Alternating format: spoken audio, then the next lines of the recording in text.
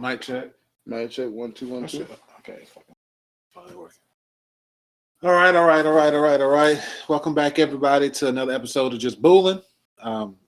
This should be episode 5, and we just got done watching the first 2 episodes of X-Men '97. Buddy, I got some notes for you. I got notes. So we're gonna start with how.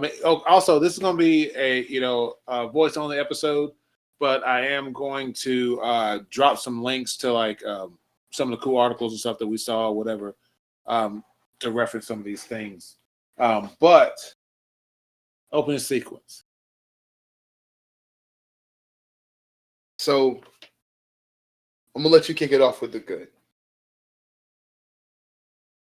I'm gonna let you. Okay. Opening sequence. I'm not gonna lie to you. We watched this over Discord, and I was doing a lot of things, but I was paying attention to the most thing.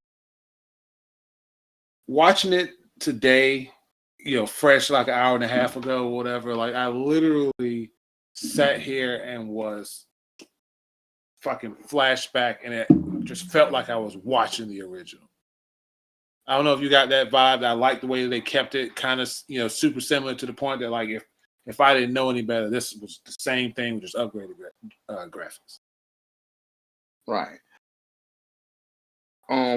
For me, I like what they did because I'm weird about that. Like I don't know if it's just in my mind. I'm sure other people like this too, but it's like I notice when things are different because I like things to be things on their own.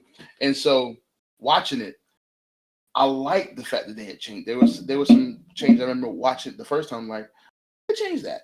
That was just a weird arbitrary thing, but like I like the way they changed it. One thing I did not like, I wish they had, I hope they fix. And I think I speak for everybody. Stop just arbitrarily taking stuff out of things just to make it different. Put the bell sound back in the forefront of the track. Don't hide the thing. We all know the thing. Do the ding. Da-da-da-da-da-da. Stop. You muted that just to be weird and different and subversive. Stop doing that shit. I think that is the. There's a couple nitpicks, and it's a small thing, but it's like enough of those small things will just aggravate you enough to you get me. But stop doing that. Other than that, I dig the intro sequence. I am a sucker for a good roll call, and we'll talk about that later on because there's a great scene in the first episode that's just like, anyway. Please continue. All right. I enjoyed it. The episode itself as a whole, as a solid episode 1 to introduce everybody back into the series, into X-Men. I was hyped the entire time. Obviously I have a few notes about things that I saw and stuff like that. And it was easier this time to watch and pay attention, and then also be able to like, okay, I definitely remember this, or I see why they did that. But before we really get into it, and I think you may have a little bit more insight on this character than I do, explain Master Mold. Master Mold. Now Master Mold is, I'm not really familiar with it. I'll be honest with you because I didn't pay a whole lot of attention to the Sentinels. This is why we got Google. And I always forget. Like I'm old, so like we didn't grow up with Google. What I remember about Master Mold from just a little bit that I've seen, I'm not even gonna Google because that's not what we do. We talk about what we know about. I'm not even gonna pretend to know more, but then what I do know. Yeah. But what I remember about Master Mold was that he was the ultimate Sentinel. He was sentient, and he was the one who was, basically, also along with the humans that he was manipulating, the driving force of the Sentinels attacking all mutants on sight and stuff like that or whatever, so he was destroyed. So I got that gist and understood why they went that route when, you can't have the X-Men without Sentinels, so you can't just bring the Sentinels back. So we got to have some kind of contingency plan about that, and that being, there was a bunch of backups to Master Mold. So, sidecar. Well, not even a sidecar. It's directly related to this.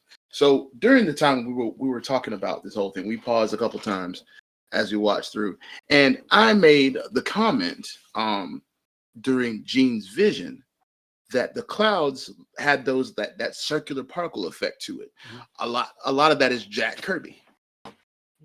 And like it's that influence because he like if anybody knows Jack Kirby comic books like New Gods, he was all over the X-Men and stuff like that, the Hulk, and his effects still live on because they're very iconic, they're very graphic. I also noticed that for whatever reason, it's just the weird sticking point to me, but Magneto looks a lot like a slim, like a buff, slim version of Granny Goodness. Just the way when you showed me the picture, I was like, oh, okay. At first I didn't realize it wasn't the same character. Yeah. And it's like no disrespect or no hate, no shade thrown. It was just like there's a very striking resemblance. And as the episode went on, like I noticed a lot of it. You bringing up Master Mode, I just Googled him. That's a Jack Kirby character. Okay. So like the whole thing makes sense. Like it's wrapping around this. I just a lot of inspiration. Yeah, a lot of not even inspiration. Like they're taking stuff from the comic books. They're like their art style is taking direct reference from the comic books, and I love that. And it was a sticking point in my mind that it was like, why does it seem so familiar? But see, I just learned something. You guys just saw that on air. But I love. It depends on how I'm corrected. Yeah, but I do love being corrected because you do learn, and that's how you learn. That's one fact that stays in your mind if you learn you were wrong about it, and now you know the right thing. And this segues perfectly into the sentiment of the group watching this at large. The people really watching this, not the people who are new to X-Men, because as much as we want to bring them in the community, they're not what's going to make or break this show. Yeah, this really isn't for them. Yeah, like as much as everybody wants to say like, oh, we're always trying to bring in new people. Know your core audience. Know who your fans are. And I think with this might change some minds because at least I'm hopeful that they're going in a proper direction where they're taking inspiration from the comic books and giving us an artful interpretation. And I will say this. People are right. If there's any property that can stand to be political and stand to be charged in such a way with like current events, it's X-Men. It's X-Men. Yeah. That being said, it's a direct, that being said, you cannot be heavy-handed because one of the things X-Men did very well was to show all sides of an argument. Yep. Yes. And nowadays, that is severe. Whether anybody wants to admit it or not, that is severely lacking. And listening to Magneto talk, dude, especially because looking at it from the perspective of how politically charged the world is, and looking at who Magneto is as a character, it almost seems like a redemption. Like this was made to be somebody's redemption arc. Yeah. Like this was speaking to somebody. And it's like, wow, this is some on the nose writing. Like the whole bit, I'm sure it's all I've seen at least one, but I'm sure it's all over the internet now. That bit with when the executioner's giving Scott the fucking work. Dude, he like, gave him the fucking Did you hear what he said though? What did he say? Like, that's what I can't stand, the whining. It's like we have it hard too, but we don't whine about it. I hate the whining almost as much as I hate you. That part, that's gonna speak to a lot of people. A lot of people, whether you're of color, of a different like sexual orientation, whatever, it's gonna speak to you. Now I don't know how mature the world is. We know how mature the world is. To hear this and learn from it and not, take it to the high heavens, but this has the opportunity for some really good writing. They didn't come super heavy-handed honestly like I thought they were going to. And it's still only 2 episodes in though. Yeah, it is. But right now, I'm ready to be flashbang. I'm saying all this behind a riot shield. Okay. Because I know the flashbang can come at any time. But I'm hopeful because this sounds like some good writing.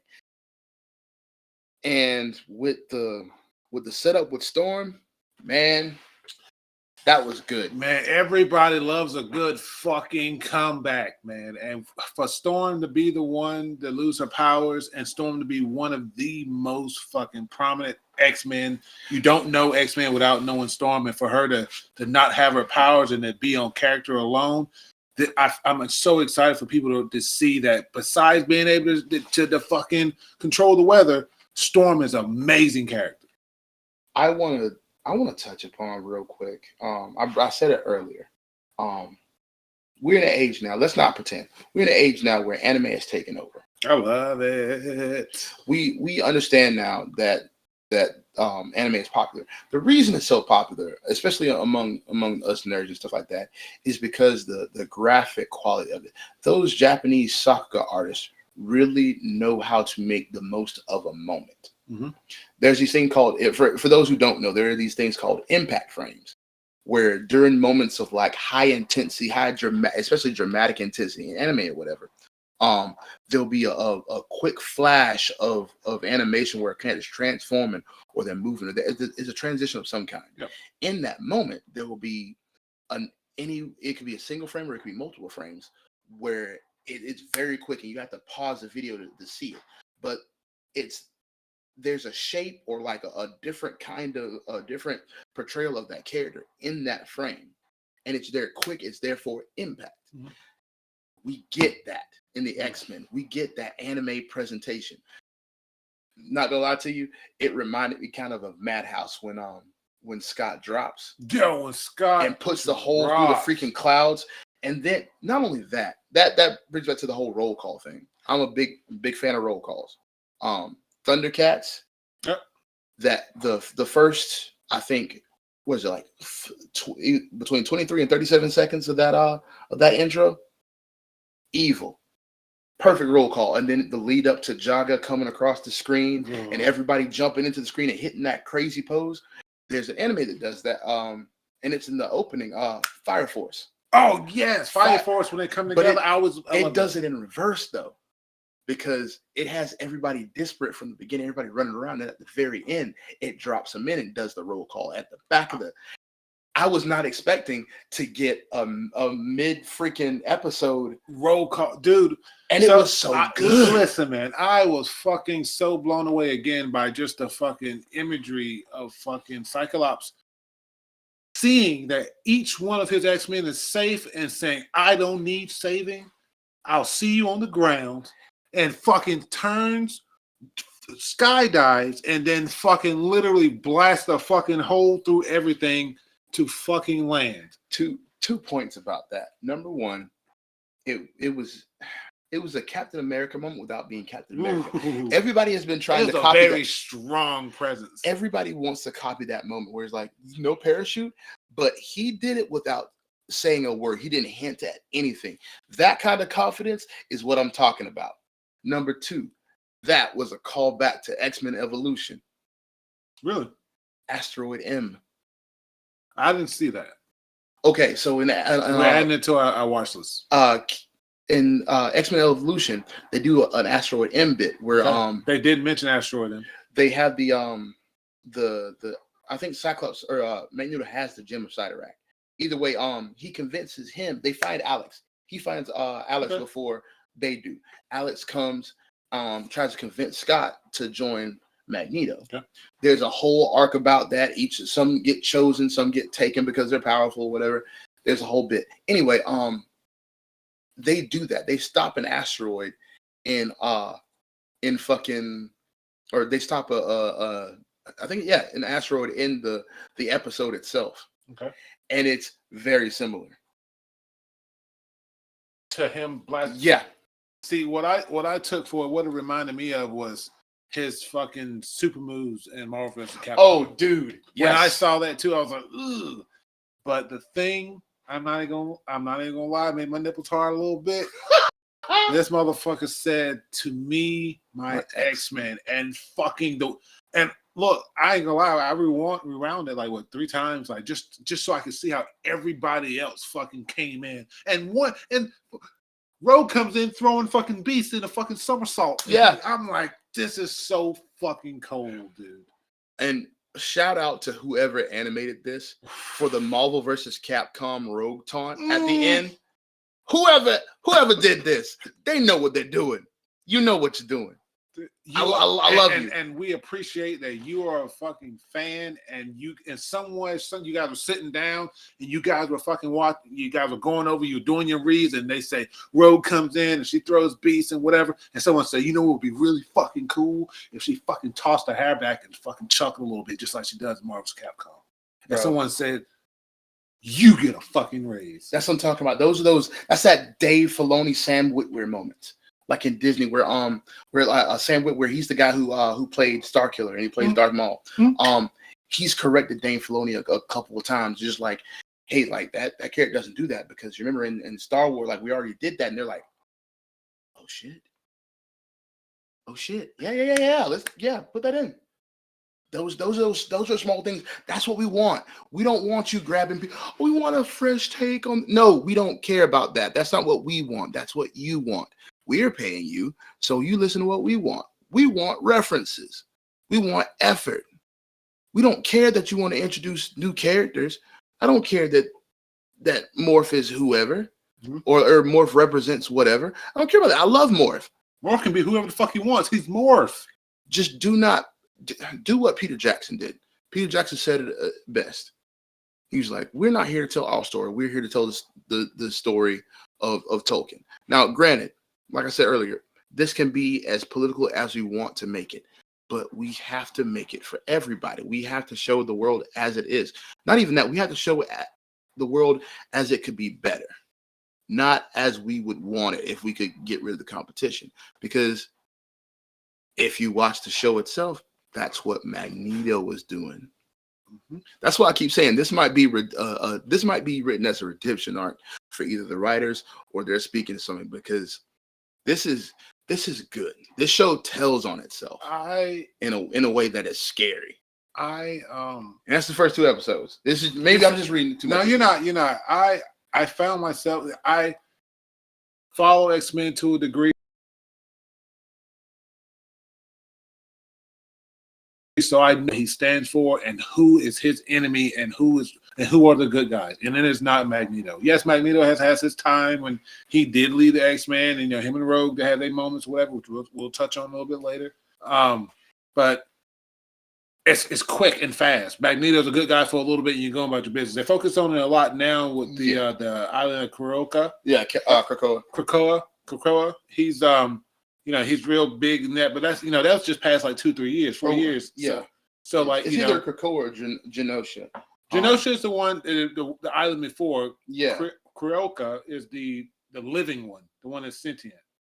It's half of a So that's like I mean, it's been around forever, but that arc I want to say is past couple years, 4 years or so. Someone please correct me if I'm wrong. There will be a comment section. But no. But I never really was like attached to Magneto for any reason outside. He was cool when he showed up. Right. But I found myself listening to Magneto talk and been like, I believe him. I would stand beside him. And, I mean, I would have my, obviously we have your qualms or whatever, but like, I was like, I'm rooting for Magneto right now. Yeah. This motherfucker said, do not make me let you down. I dig that. On the other hand, I have always been a Magneto fan. Okay. Magneto was one of like that current suit? I do not actually. Yeah. I don't only because I read the comics where that first came out, like the whole Joseph thing and the what was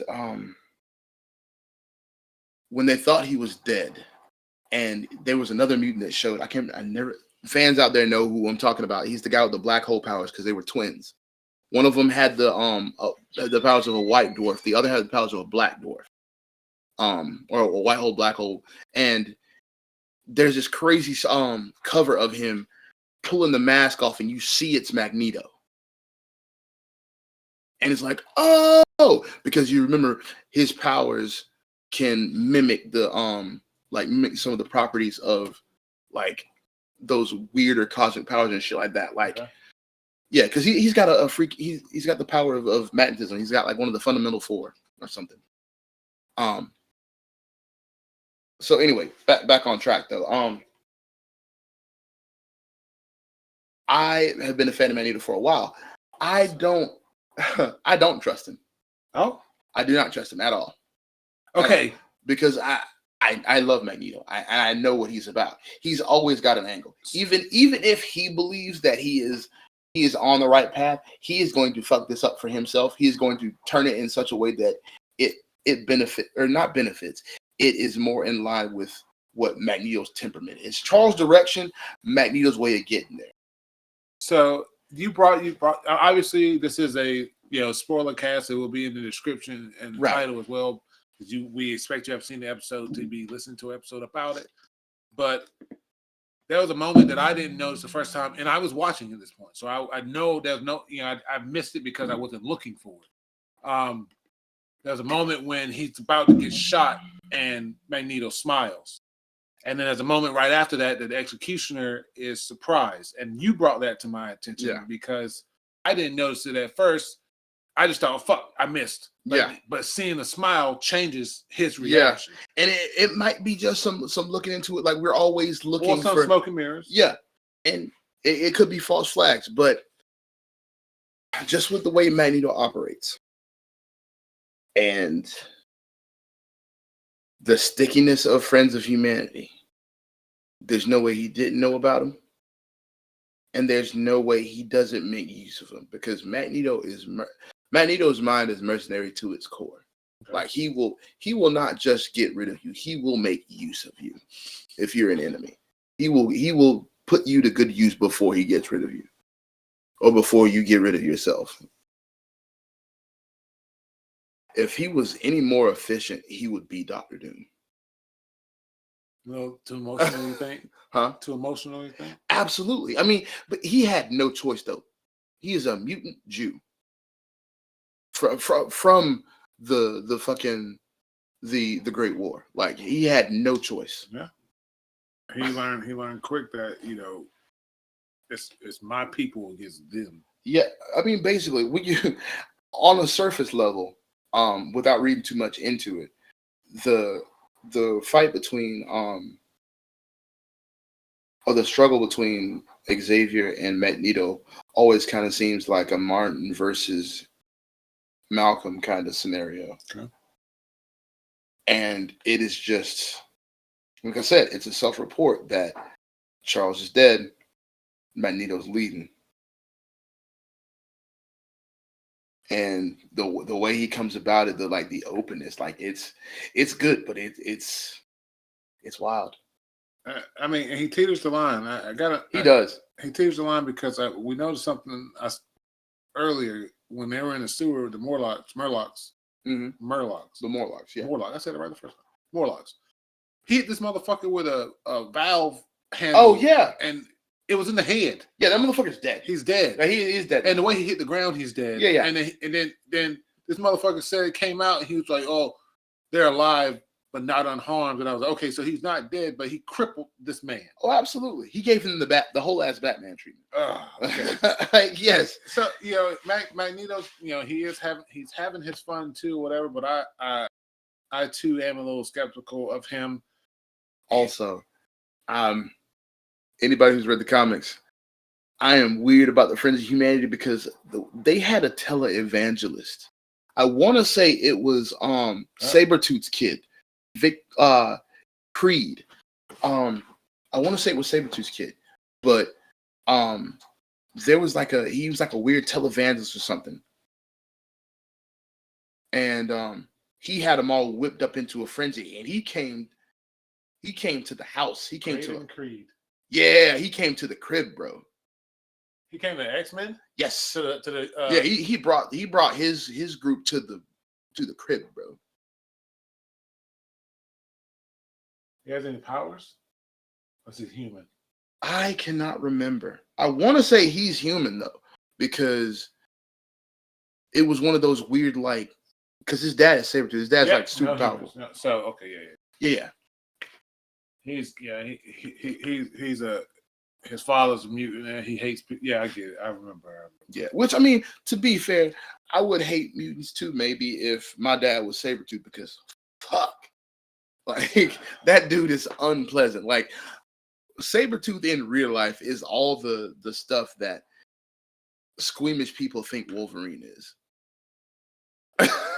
if you catch me. Speaking of Sabretooth, Morph. Like there's a lot. There's a one of my favorite things so far about the first 2 episodes was the fact that fucking Morph, one, is probably one of the most petty fucking motherfuckers I've ever seen, and 2, like he's giving you glimpses of like other X-Men. Like they were when the plane exploded and they were heading down when the Sentinel attacked them, and Angel was there. I literally said, I said, was Angel there? And to him, he heard, was Morph there? Because that's who it was. And I was like, that's right. Morph is just fucking changing into fucking everyone's. There was Psylocke. What's the Lady Deathstrike. Lady Deathstrike. Fucked up Jean Grey fucking with Wolverine. Yeah. Sabretooth. And Charles Xavier. Mm-hmm. But I'm super interested to see who he just goes in. Yeah. And so Morph's abilities, he maintains not maintain, his morph abilities come from him, right? Yeah. So like the people he mimics, the people that he mimics, his power morphs into, those powers, like he would turn to Colossus, so it bounced off him. So how's that work? I don't know. Okay. Morph is another one of those characters I didn't pay attention to. Right, we're going. You know, another one that is completely separate. You know who Husk is? Husk is Chambers' sister. If I want to say Chambers, the one whatever, and what she do is she can shed a layer of skin, and the skin underneath it is stronger. Oh. Yeah, so like she was like back, they were back when the comics were like introducing new X-Men and stuff like that. Like she's really, really fucking dope. I'm gonna show my ignorance real quick. I didn't get introduced to Morph until during like the whole Onslaught thing. Okay. When they were fighting in the future. So there was like Blink, Morph, who else was there? I think Strong Guy was there. So when was Morph part of the regular X-Men? In the beginning. Morph was part of the original X-Men, and then this is a cartoon, so comics generally follow. So this is my history of Morph. So I'm not sure where I get it from, and again, your internet, correct me if I'm wrong, but Morph, part of the original X-Men, went on a mission with them, was presumed dead, but he was kidnapped and brainwashed by Mr. Sinister, and was an enemy against them for a bit until that was broken and he was accepted back into the team. Okay. That's the history that I know of. Okay. He was before I got into the X-Men comics. I got into the comics during the Legacy virus, the Phalanx saga. So actually my first X-Men comic was right when Madeline Pryor was coming apart in front of the X-Men. Okay. And then I think it's Cameron Hodge shows up. And they deal with his ass. And then the whole thing explodes, and I find out that this is there's a sentient nanotech virus that is trying to assimilate everybody, and it's got a bunch of the X-Men already. It's already got Scott, it's got Beast, and it's got Storm and shit like that. And then I found out that all that's a part of the Legacy virus, the Phalanx virus and shit like that is Apocalypse. The techno organic shit or whatever, the shit that he does, that's him. He uses that. The half of Cable is the I was like, woo. Yeah, that's why he got all. That's why all cybernetic implants is the stuff that was affected, right? Yeah, he's pushing it back. He's trying to take him over. That's why X-Men in the alternate universe is so powerful. He doesn't have that shit to hold him back because he's not trying to get it off of him. X-Men. I can't wait. Man, child. So that was my introduction. So I had no idea of Morph until they reintroduced him during that that weird that arc with the Four Horsemen and Yeah, Onslaught. yeah. So I mean, he's been a great character so far. I like his character. He's funny, and so he's that whatever. Yeah. Also, I want to correct myself before the internet comes for me. Tusk is Cannonball's sister, not Chamber. Okay. There's completely fucking Cannonball. Yeah, so that's Sam Guthrie. Yes. Oh my god. So she can pull a skin back and like depending on what she wants it to be, that's the skin underneath and metal, blah blah blah. But okay, so I'm super interested to see how Morph goes and that character, his comic relief and anything like that. But for the most part, like you spoke on this, like a lot of one of the big arcs is gonna be is this fucking whole, what I'm gonna dub him Simperine. Wolverine is literally every time I fucking turn around, he's standing around watching fucking Jean and Scott. We get it. Like it was. We have to.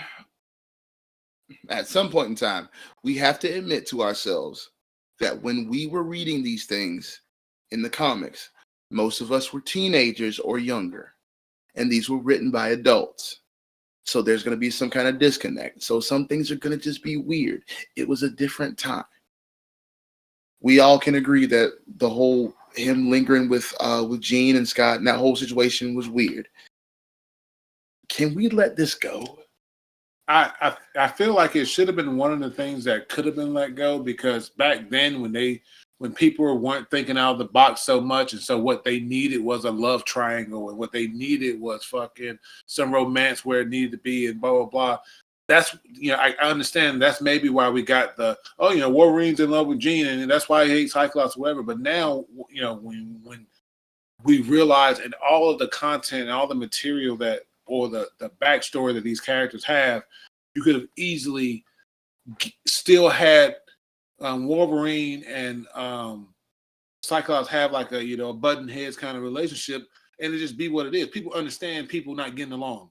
People that's another thing.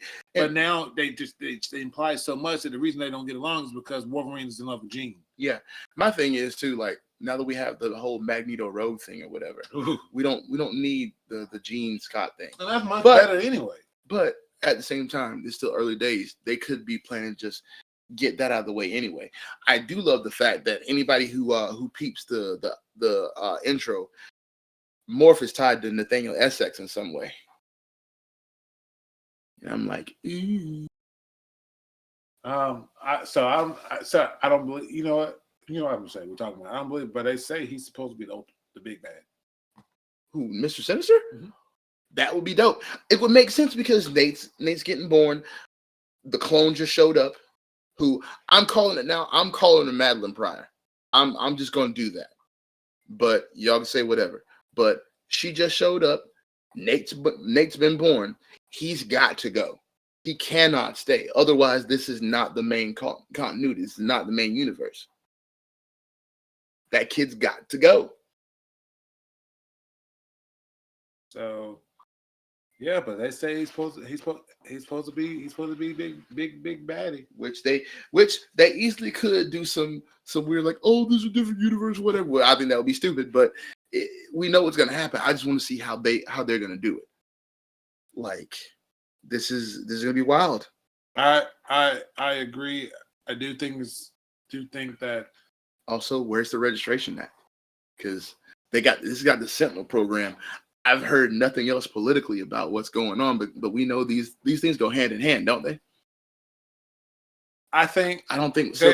I think they did a perfect job with these first 2 episodes of easing everybody in, and just they did throw a lot of information at people who have never seen it, because you got Sentinels, you got a backstory about a big Sentinel, you got people dying, political things about them dying. You hearing about islands you never heard of. You're hearing about the whole Phoenix thing or whatever. You hear about that's another thing. Okay, so I got a note here about lead ups. Just as a fan, I'm like, why did you tell me that? I already knew that. And so it bothered me a little bit because I wasn't understanding why they were doing it. And so when I said something to you about it, he was like, and I was like, okay, I get it. So one of them, so Rogue's dancing, you can't really dance because if I touch someone, blah, blah, blah, blah. That leads up to fucking Rogue later on fucking stealing powers from the doctor. It is not, and I'll tell you why. It's something I won't excuse because it's always a case by case basis because that's how you handle these things. You cannot wide brush them. You cannot leave them out. People notice it's always a case by case. That's how you apply it. So the fact that they did this just tells me they're lazy. Anyway, sorry. Show don't tell. That whole bit when Jean's holding the Phoenix dress or the Phoenix outfit, she's talking to Aurora. I got possessed by an entity, and we had that was completely unnecessary. Yes, unnecessary. All you had to do was mention Phoenix because number one, here's the thing: you can't have your cake and eat it too, bro. You cannot sit here and bank off of nerd nostalgia and like prior knowledge, and at the same time cram exposition down our throats. Pick one. Case in point, I always go back to Lord of the Rings. In the books, Tolkien goes out of his way to explain the history. Most people know the meme of every tree and every root, and we fucking love it. Shut up, nerds. If you don't want to know the history, then don't come to such a world with such a rich history. But anyway, the movies, on the other hand, which I'm talking about, do a great job of showing you what's going on. They don't tell you. And if there's something like from the past or whatever, they don't talk about it. This is what it is. And they'll show you how it works. And you wake up. It's like when you're in a dream. You don't remember the beginning of the dream. Mm-hmm. It's just in media res. The same can be applied here. And there's such a rich history. It's not like you're doing anything different right now. Your baseline is strong. Your baseline is basically the comics or the TV show. Either which way, we have references. We have Google. People are going to do this anyway. You made this show for people to bank off of going back and generating interest in the original. So why are you wasting the time to tell us about this? Yeah. The same thing with Rogue's powers. Everybody know in the Philippines, in the deepest, darkest fucking reaches of India, they know about Rogue. They see the brown with the white hair. They know the shit. Like, don't stop. So that's, I mean, sorry, soapbox under the. No, you're fine because it bothered me because I remember I paused it. Yeah. So shit, it bothered me. So like I'm like, ooh, you dance around. Okay, what the fuck? Shut the fuck up. Like you dance. What the fuck? And all I'm saying is there just could have been a different kind of dialogue. You didn't have to be so heavy-handed in it. This is not me bashing. I'm not saying the show is bad because of it. On the flip side, I understand why you did it. I understand that you needed to drop some dumb line out there so that people who may have not have any history with the characters can be like, okay, she touched people, something happens, and then so later on when you see her do it, like, oh my god, I didn't know that she touched people and something happened. I don't. What are they talking about? Still is knowledge. Yeah, I don't like that hand holding because nobody who watches this show is going to be surprised by this. Nobody. And if they are, they're watching it with somebody who does know. Like it's stop. I get it. We're trying to cover all the bases and stuff like that, but this kind of art anxiety is something I deal with as an artist. I get it. You can't hold the viewer's hand. At some point, you have to put the suspension of disbelief and your baby into their hands. Like, just kill your babies. You remember that shit from art school. Come on. But on to a more positive. I want this shit to be I want people to think I'm like shitting on this. Scott is amazing. Him pushing himself around with it because I've been wanting him to do the Ricochet thing for a while now. I know it's coming. We got almost every other size of beam and the option of using it. It's coming. But look at watching him do that because it's a neat little thing because they talk about all the time in the comics how his geospatial awareness and whatnot. Watching him zip around, you might not notice it the first time watching it, but he's running backwards. He's pushing himself backwards. He has to know where everything is at, where everything is, how people could possibly move, while this fucking concussive beam that he is unleashing from his eyes pushes him in the opposite direction of what he's facing. The motherfucker is bad. Dude, I know that. And I mean, within like milliseconds, he is dotting the. And that's side of another his head thing. and People do not realize the steps it takes to do what he's doing. bro, there's Like so much going on. On top of fucking everybody else just doing their powers willy-nilly, he's thinking, controlling, and handling the situation. All this shit's going on in his mind while also fucking tapping the side of his fucking head. Which he doesn't have to do. People forget he has those motherfuckers. Well, yeah. So I mean, and it's a little hand holding thing too. How's he do it? Just how he does it. He tapped it. You know, but so I get that. But Cyclops is a great character.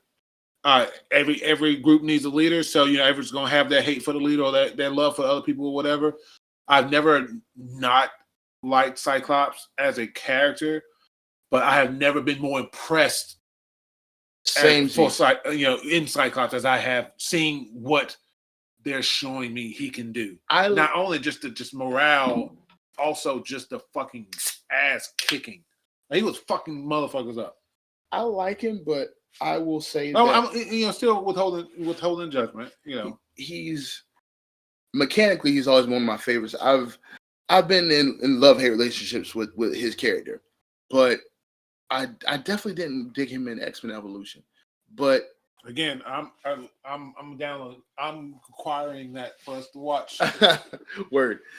But I like it. I like him in this role. I like because it doesn't feel ham-fisted. It doesn't feel like they're setting him up to fail. It feels like he's just this genuine good guy that is trying to do right. Yeah. And he's a little too stiff. He likes to train a little bit too much. He likes to follow rules. He's Ida, whatever. Shout out to my hero fans. But it's whatever. But it doesn't feel bad. It feels like he's just a dude trying to do his best. And I love that. On the flip side, Storm. They gave her the glow up. Oh my God. That scene where she glasses the sand that she walks through before she just decimates the freaking the Sentinels. Like, that was a madhouse joint. Did you peep the clouds once she finished? Because like she picked everybody up, electrocuted everything, and then lets it drop. But there's a scene where it pulls all the way out, and you see the field as the pieces of these Sentinels drop, and the clouds are still forming like they're about to form the eye of a hurricane, but they're still like coming, like they're like that much of a funnel cloud is forming, and it just slowly dissipates. It looks so cinematic. It looks like the end of a big anime attack or some shit. And it's like, that's the kind of reverence we give these characters. Also, shout out to whoever animated this stuff. The scene where right when he calls out the storms, like, give him the forecast. And they sit up like freaking Zaku's. They're like, they're like Omega level threat detected. They set up like Zaku's right before Wing Zero enters the atmosphere. It was so, it gave me chills. Like, what? Dude. Oh, what? Just hearing that was like, oh, what? That was the one thing that they mentioned, because that I liked that kind of lead up or whatever, because it wasn't so much as blah blah blah. It was a recognition of power. It wasn't a Rogue does this Cerebro enhances this. Everyone knows what fucking Cerebro does. They were concise, and then they showed you. Yep, that was the biggest thing. Okay. I equate it to the Godzilla movies. There are some Godzilla movies where they spend the whole time telling you, Godzilla's coming, and it comes, he's all big and bad or whatever, and the impact is wasted because they've told you the whole movie that he's coming, and you've seen him the whole movie. But then you look at like Legendary Godzilla, 2014. Mm-hmm. People initially were like, you don't see him until the end of the film, whatever. They tell you about him. And then all you hear for most of the movie is rumors. There's a point where he enters the city. You see the last like third of him and his tail slip behind some skyscrapers. I remember watching the trailers for this.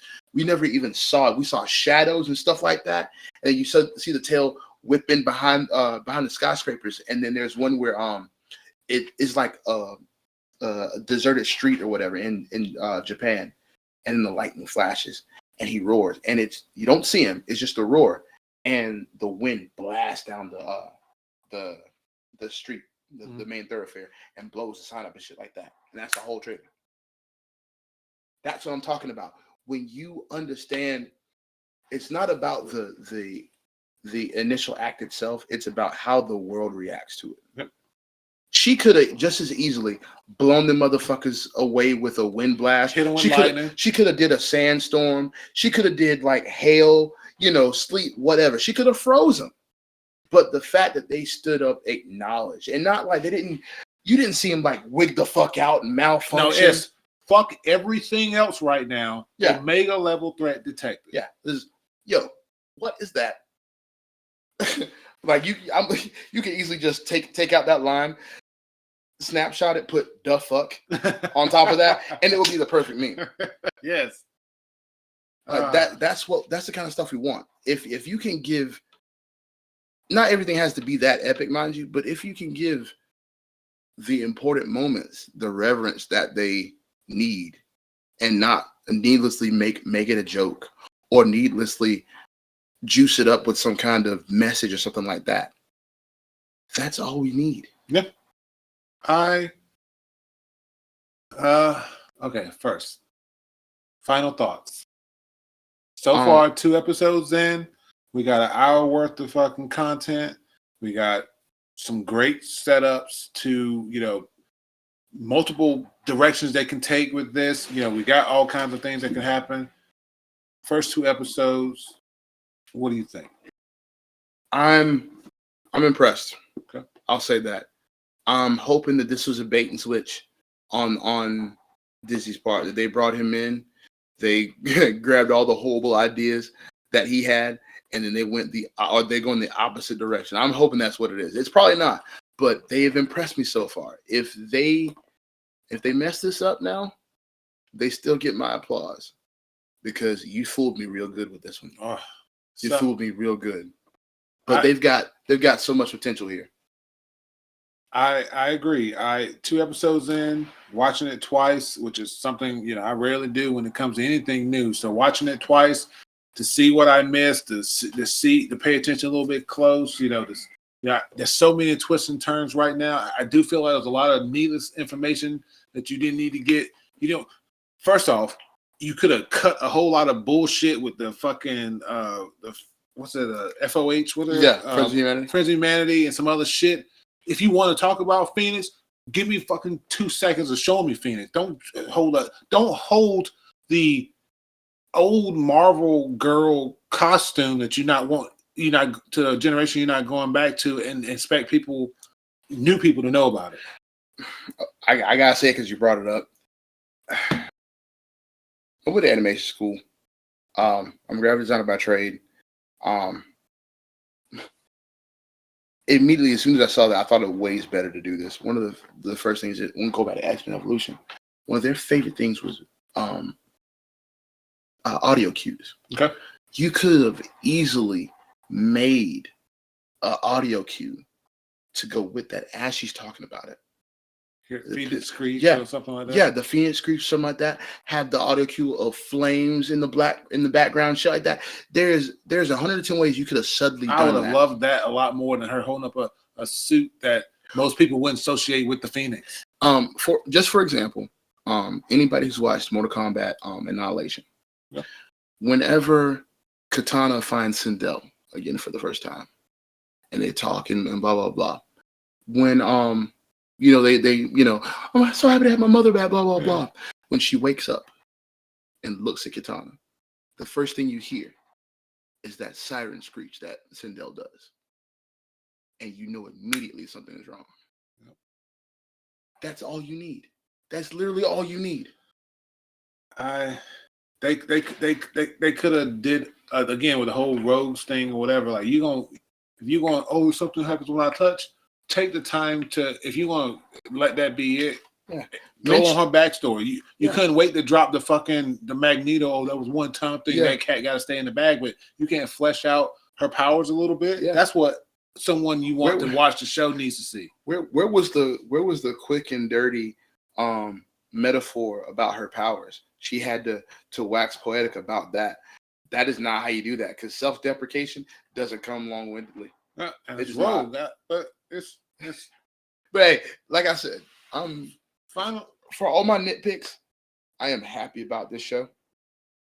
I am blown away by this show. I haven't been surprised by anything like this since The Listener.